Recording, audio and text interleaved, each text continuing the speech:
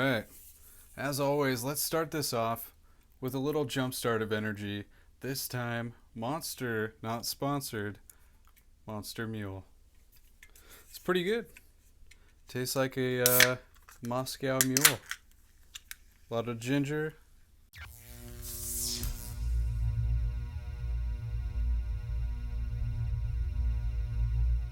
So my guess is you've definitely played a Nintendo game at some point in your life. And there's a good chance that you've probably owned one of their consoles. You might be surprised yourself to see how many consoles Nintendo has actually released over the years.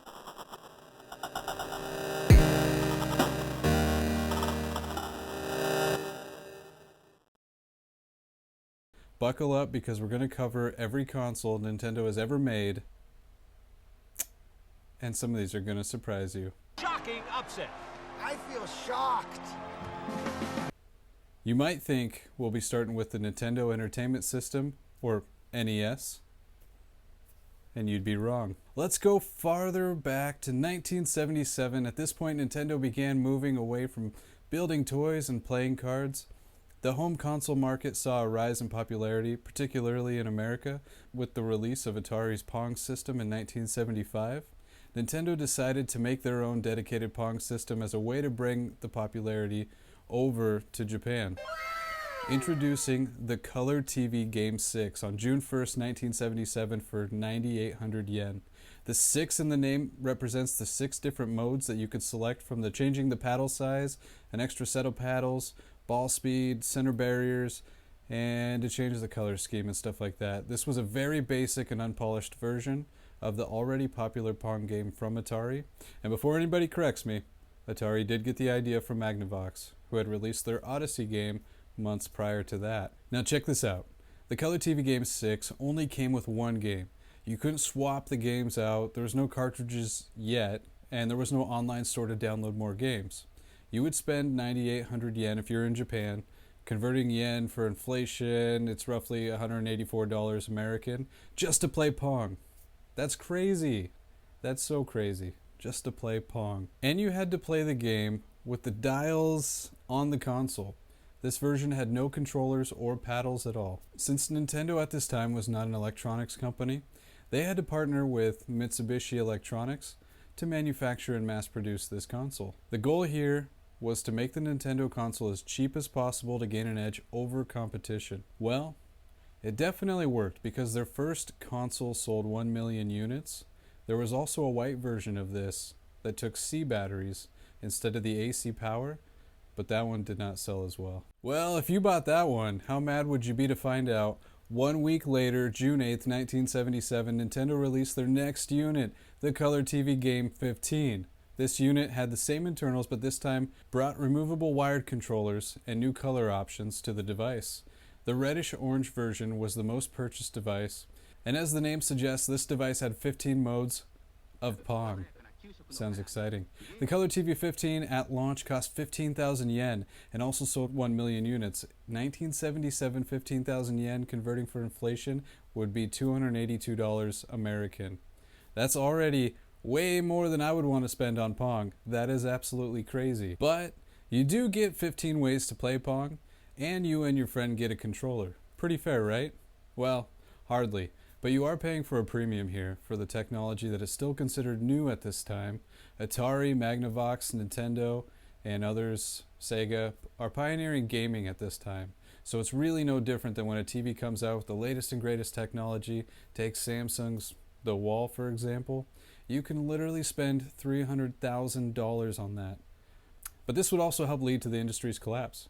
More on that later. The following year, June 8th, 1978, Nintendo released the Color TV game Racing 112. Yay, something different! This sold for 18,000 yen and was later dropped to 12,000 yen to be competitive, but ultimately dropped to 5,000 yen. This console was an all-in-one unit with a steering wheel and shifter. This was a top-down racing game with, and I'm sure you guessed it, 112 different combinations to play the game. This console also came with 2 paddle controllers for multiplayer. Even with slashing the prices several times, bringing it to today's value of $107, they only sold 160,000 units. Part of this was because the size of the thing. Consumers were not ready to have this really large console laying next to their TV in their living room. Well, the following year, on April 23rd, 1979, Nintendo released the color TV Block Kazushi, or Block Breaker, for 13,500 yen, or $211 today. This was the first system produced in-house at Nintendo, allowing their name to be showcased on the console. It was designed by a brilliant mind, Shigeru Miyamoto. I'm probably butchering that. Shigeru, the guy who created Mario. He also helped with the Color TV Racing 112, but was just a junior employee at this time.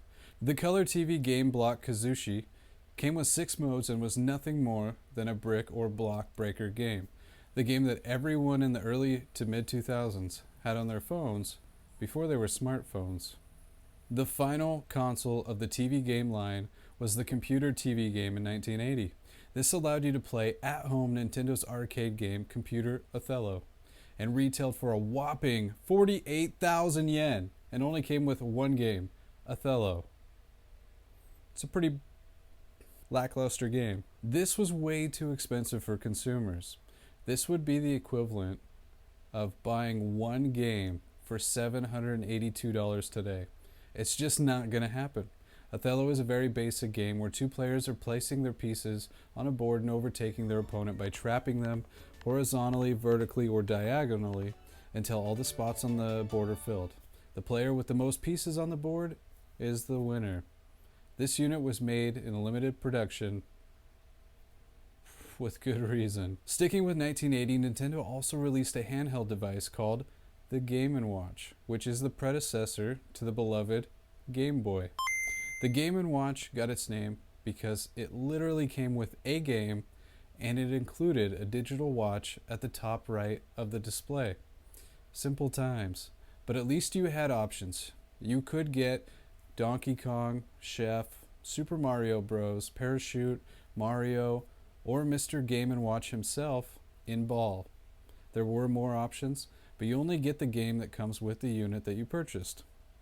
That would be like if current generation consoles were called Game & Watch and streaming device and social media and internet and CD and DVD and memory card reader and, well, you get the picture.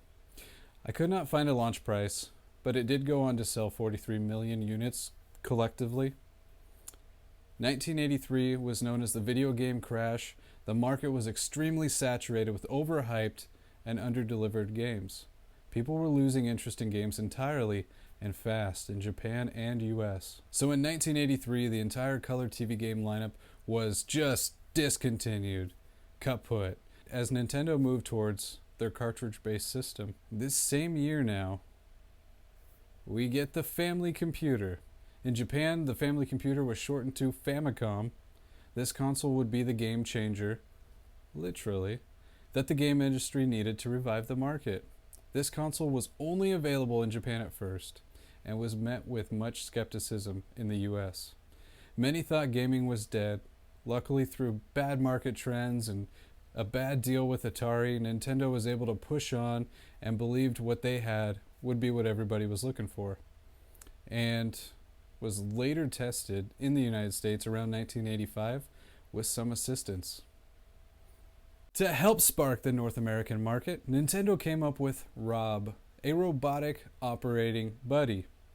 Nintendo didn't want consumers to see their next console as just another console. Marketing the system as a uniquely sophisticated toy experience, Rob could play Gyromite and stack up on its own.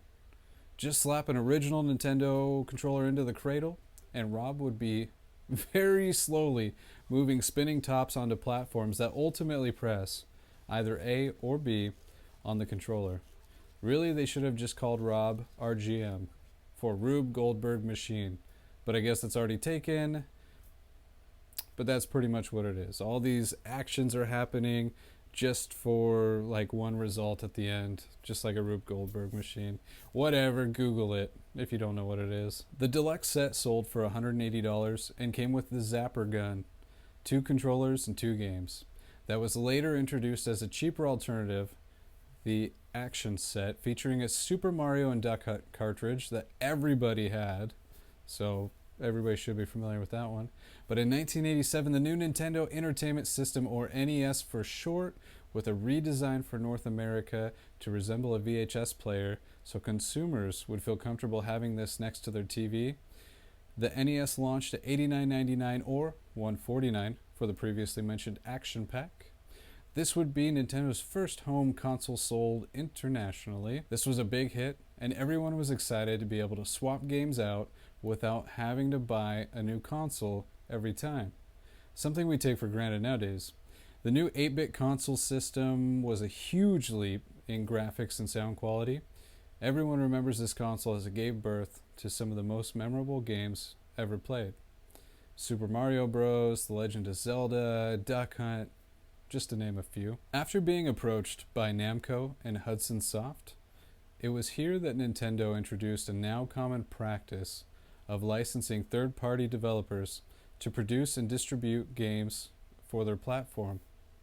Of course, the 30% Nintendo got to keep for each game sold was very nice. And if you follow the Epic and Apple news, you might think Apple is a big bully and just being unfair, when in fact the 30% fee to developers has been an industry standard for some time. Nintendo has sold 61.9 million NES systems worldwide. That's a lot of NES. In 1989, the iconic Game Boy was launched at $89.99.